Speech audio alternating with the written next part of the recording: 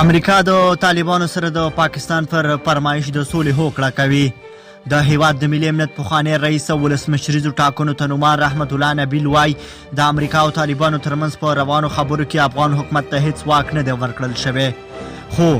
پاکستان بیا په هر څه کې شامل دی او د هغوی په خوښه دا پروسه روانه ده. نوموړی وایي د سولې په بهیر کې تر افغان حکومت پاکستان ته ډیر واک ورکول سخت عواقب لري او په دې برخه کې د احتیاط څخه د کار اخیستلو وړاندیز کوي.